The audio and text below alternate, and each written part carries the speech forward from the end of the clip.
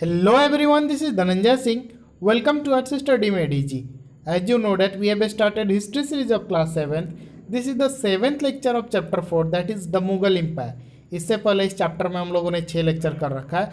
अगर आपने पिछले 6 लेक्चर्स को नहीं देखा है तो डिस्क्रिप्शन में आपको प्लेलिस्ट का लिंक मिल जाएगा, वहाँ से आप सारे लेक्चर्स को एक्सेस कर सकते हैं. पिछले लेक्चर में हम लोगों ने जब्त और जमींदारी के बारे में जमींदार्स के बारे में डिस्कस करा था. आज के लेक्चर में हम लोग अ क्लोजर लुक अकबर्स पॉलिसीज यानी कि अकबर्स के जो जो पॉलिसी थे उसके रीन में, उसके जो काल थे, जो समय था, अकबर जिस समय में रूल किए, तो उसके पॉलिसीज को हम लोग डिस्कस करेंगे. The broad features of administration were laid down by Akbar and were elaborately discussed by Abul Fazl in his book the Akbarnama, in particular in its last volume the Ain Akbari.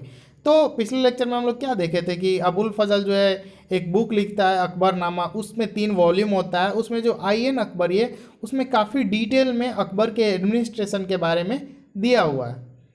Abul Fazl explained that the empire was divided into provinces called Subaj, governed by a Subedar who carried out both political and military functions. तो अबुल फजल उसमें बताते हैं कि empire जो था, जो पूरा का पूरा साम्राज्य था अकबर का, वो प्रोविंसेस में डिवाइड था. प्रोविंसेस जैसे आज इंडिया है, तो इंडिया जो है स्टेट्स में डिवाइडेड है. तो बहुत सारे जगहों पे स्टेट्स को प्रोविंसेस बोला जाता है. जैसे अपना पड़ोसी पाकिस्तान, वहाँ पे स्टेट नहीं प्रोविंस बोला जाता है राज्य को. तो वैसे ही अकबर का जो साम्राज्य था वो प्रोविंसेस में डिवाइडेड था, जिसको सूबा बोला जाता था. और जो सूबा को जो शासन चलाता था सूबा में, उसको सूबेदार कहा जाता था. अब सूबेदार का काम होता था जो पॉलिटिकल और मिलिट्री फंक्शन, यानी कि वहाँ पे जो भी राजनीति से रिलेटेड जो काम है और जो सैनिक से रिलेटेड, मिलिट्री से रिलेटेड जो भी फंक्शन है वो सूबेदार करता था. ठीक है. हर एक प्रोविंस में एक फिनेंशियल ऑफिसर हुआ करता था जिसको दीवान कहा जाता था. इसका काम होता था पैसे का लेन देन करना और टैक्स से रिलेटेड काम को करना. For the maintenance of peace and order in his province, the सूबेदार was supported by other officers such as the military paymaster. अब सूबेदार तो अकेले सब कुछ कर नहीं सकता है क्योंकि वो काफ़ी ऊपर होता है ना, उसके नीचे और लोग भी तो होने चाहिए ताकि हर लेवल पे शासन चल सके ठीक से. तो सूबेदार को सपोर्ट करने के लिए कुछ ऑफिसर्स होते थे, जैसे मिलिट्री पे मास्टर, इनको बक्सी भी बोला जाता था. उसके बाद the minister in charge of religious and charitable patronage, तो जो धर्म से रिलेटेड जो एक मिनिस्टर होते थे जिनको सद्र बोला जाता था. उसके बाद मिलिट्री कमांडर्स होते थे जिनको फौजदार बोला जाता था. और टाउन के जो पुलिस कमांडर थे जिनको कोतवाल बोला जाता था. तो ये सब जो है सूबेदार को असिस्ट करते थे, हेल्प करते थे वहाँ पे लॉ एंड ऑर्डर को ठीक से मेंटेन करने में, चलाने में. ये कोतवाल वर्ड आप ध्यान से सुनिए, अभी भी कोतवाल से रिलेटेड कोतवाली थाना आप बहुत बार सुने होइएगा. तो ये कोतवाल वहीं से वर्ड हमको लगता है डिराइव किया हुआ है. Akbar's nobles commanded large armies and had access to large amounts of revenue. अब अकबर के जो नोबेल थे, नोबेल क्या होता है, उसके दरबारी, उसके दरबार में जो लोग रहते थे उनके पास काफ़ी बड़ी सेना होती थी. और जब बड़ी सेना थी, क्यों? क्योंकि उनके पास लार्ज अमाउंट ऑफ रेवेन्यू भी हुआ करता था. जब पैसा ज़्यादा होगा तो सेना ज़्यादा रखेंगे. लेकिन while they were loyal, the empire functioned efficiently, but by the end of the 17th century, many nobles had built independent networks of their own. शुरू में क्या था? शुरू में तो ये नोबेल जो थे काफ़ी ईमानदार थे, लॉयल थे अपने राजा के प्रति, अपने साम्राज्य के प्रति. लेकिन बाद में क्या होने लगा, 17th सेंचुरी में, 17वीं शताब्दी में जब राजा कमज़ोर होने लगे तो ये नोबेल जो है खुद को इंडिपेंडेंट घोषित कर लिए. बोले कि भाई राजा तुम अपने घर रहो और हम जिस इलाके के नोबेल हैं वहाँ पे अब एक तरह से अब हम राजा हुए. तो ये लोग अब अपना नेटवर्क बनाने लगे. Their loyalty to the empire were weakened by their own self interest. और इसके पीछे कारण क्या था? क्योंकि उनके मन में लालच आ जाता था. वो सोचते थे कि राजा के अंडर में रह करके, उनके नीचे रहने से अच्छा है, कम पैसा मतलब वसूलने से अच्छा है कि हम अलग हो जाए, अपना एक अलग साम्राज्य बना ले. इससे हमको ज़्यादा इनकम होगा, ज़्यादा पावर होगा, नाम होगा. ये सब उनका सेल्फ इंटरेस्ट था जिसके कारण वो बेईमान होते चले गए. While Akbar was at Fatehpur Sikri during 1570s, he started discussion on religion with the ulama, Brahmins, Jesuit priests who were Roman Catholics and Zoroastrians.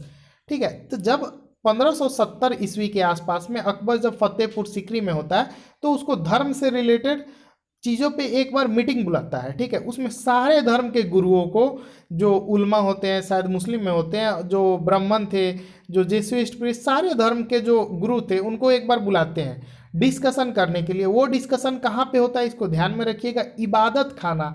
इबादत खाना में इनकी मीटिंग होती है। He was interested in the religion and social customs of different people. Akbar को अलग अलग धर्मों में काफ़ी ज़्यादा इंटरेस्ट था। वो जानना चाहता था कि इस धर्म में क्या है और जो दूसरा धर्म है उसमें क्या है, दोनों में क्या समानताएं हैं, मतलब क्या सिमिलरिटी है, दोनों में अंतर क्या है, इन सब में अकबर को काफ़ी ज़्यादा इंटरेस्ट था। Akbar's interaction with people of different faiths. अब अकबर जो है अलग अलग धर्म के लोगों से जब इंटरेक्ट किया तो उसको क्या पता चला, मेड हिम रियलाइज दैट जो रिलीजियस स्कॉलर हैं who emphasize rituals and dogmas were often bigot. यहाँ पे दो टर्म है, डोगमा और बाइगॉट। पहले हम लोग उसको देख लेते हैं। तो डोगमा जो होता है एक स्टेटमेंट और an interpretation declared as authoritative with the expectation that it would be followed without question. Dogma, इसको हिंदी में आप ढोंग बोल सकते हो।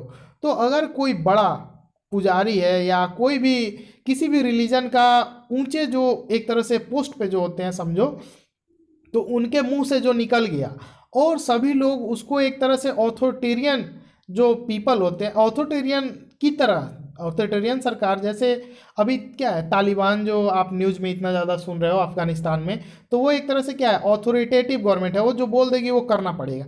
तो इस तरह से डोगमा जो है, ढोंग जो है, कुछ धर्म में बनाया जाता है, बिना क्वेश्चन किए लोग उसका पालन करते हैं। जैसे एक एग्जांपल मैं देता हूँ, जैसे अभी बहुत बहुत सारे नहीं, हिंदू धर्म में ये मान्यता है कि पशु की बलि देनी चाहिए। तो कुछ लोगों के हिसाब से ये डोगमा है और कुछ लोगों के हिसाब से नहीं, ये हमारी परंपरा है, ये संस्कृति है।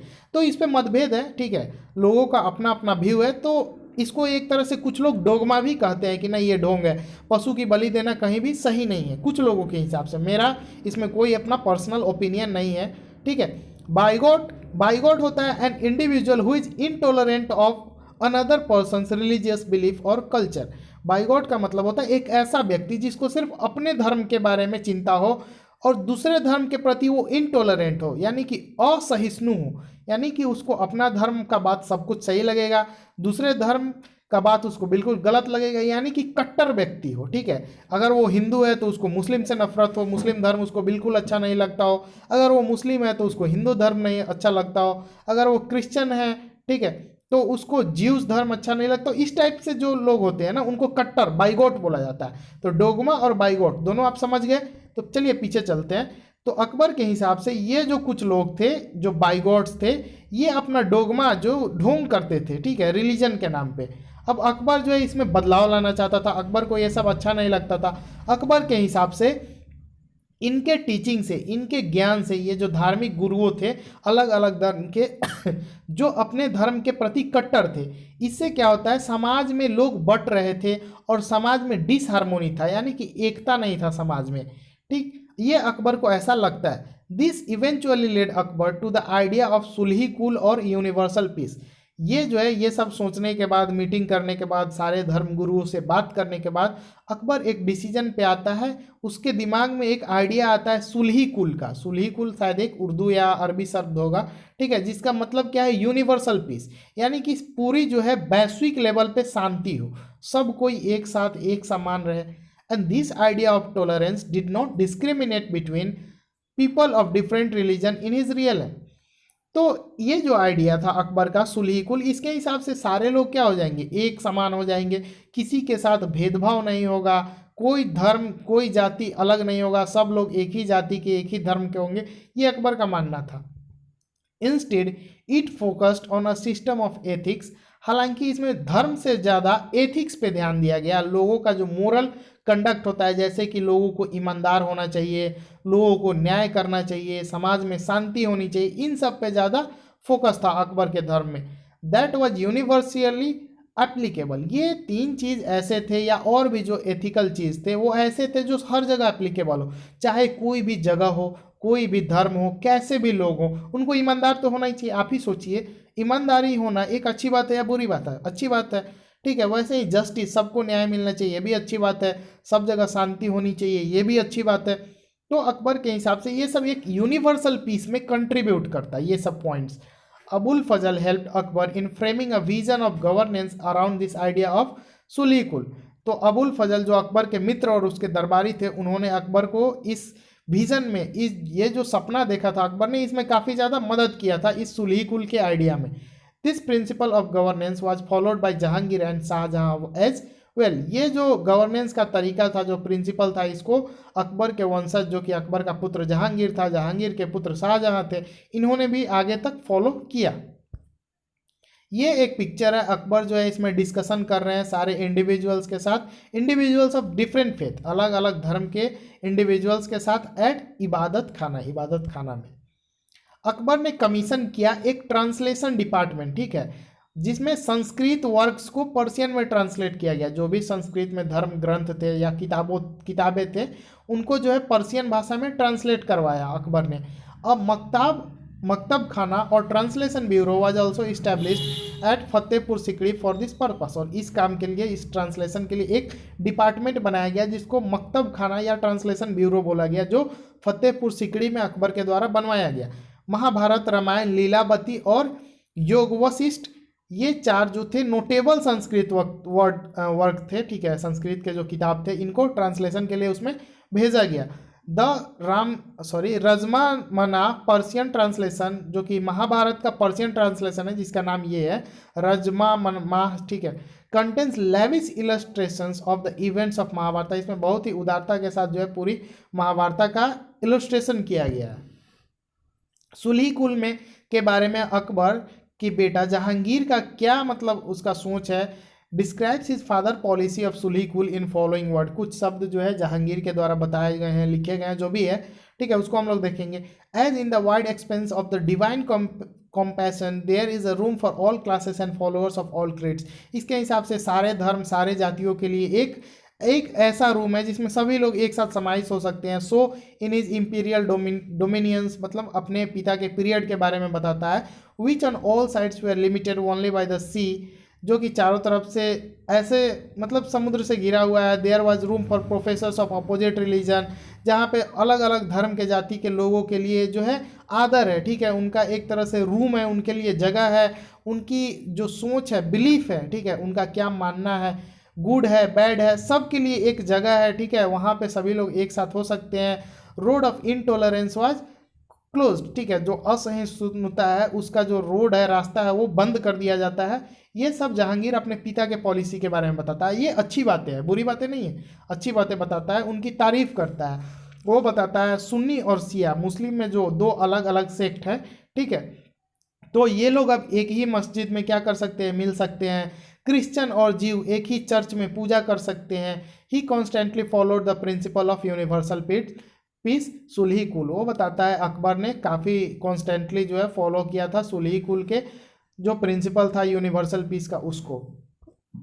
आगे हम लोग देखते हैं जो जहांगीर की पत्नी थी नूरजहां, उसका इन्फ्लुएंस कैसा था जहांगीर के कोर्ट में। तो मेहरुनिसा इनका नाम था नूरजहां का, जिनका शादी हुआ इम्पेरर जहांगीर से 1611 में, और बाद में इनको टाइटल दिया गया नूरजहां का। वो काफ़ी एक्सट्रीमली लॉयल और सपोर्टिव थी मोनार्क के, यानी कि राजा का जो जहांगीर था उसके काफ़ी सपोर्ट में रहती थी। उनके ऑनर में जहांगीर ने एक सिक्का निकलवाया, चांदी का सिक्का जो है जारी किया, जिसमें एक तरफ जो है जहांगीर था और दूसरी तरफ जो है नूरजहां का मतलब नाम मेंशन था, इंस्क्रिप्शन मतलब किया गया था, उसमें खुदाई करके सॉरी बनाया गया था। The adjoining document in an order, एक फरमान नूरजहां के द्वारा इशू किया गया था। इसमें जो स्क्वायर वाला सील्स है ऊपर में दिख रहा होगा, स्टेट इसमें जो कमांड दिया गया, of her most sublime and elevated majesty Nurjahan Padshah Begum, उनको पादशाह बेगम का एक तरह से टाइटल दिया गया, जो पदवी दी गई उनका, उसके बारे में जिक्र किया गया। और जो उसके बगल में जो है द राउंड सील, जो बगल में राउंड वाला जो सील है फिगर में आपको दिख रहा होगा, उसमें दिखाया गया है कैसे son of the Shah Jahangir see became brilliant as the moon. Jahangir के पीरियड में जो है वो भी काफ़ी ज़्यादा ब्रिलियंट हो गई थी, वो भी काफ़ी ज़्यादा इंटरेस्ट लेने लगी थी। राज दरबार में जैसे जहांगीर राज किया करते थे, उनको एक तरह से सपोर्ट किया करती थी, और वैसे ही एक तरह से वो खुद समझो महारानी बन चुकी थी, इस तरह से थी। मैं नूरजहां पादशाह भी लेडी ऑफ द एज, ऐसा बताया जाता है, उस जमाने की अपने आप में एक तरह से हीरोइन समझो, लीडर समझो, जो समझना है समझो, वो थी नूरजहां। तो आज के इस लेक्चर में इतना ही। Thank you for watching, stay tuned with us.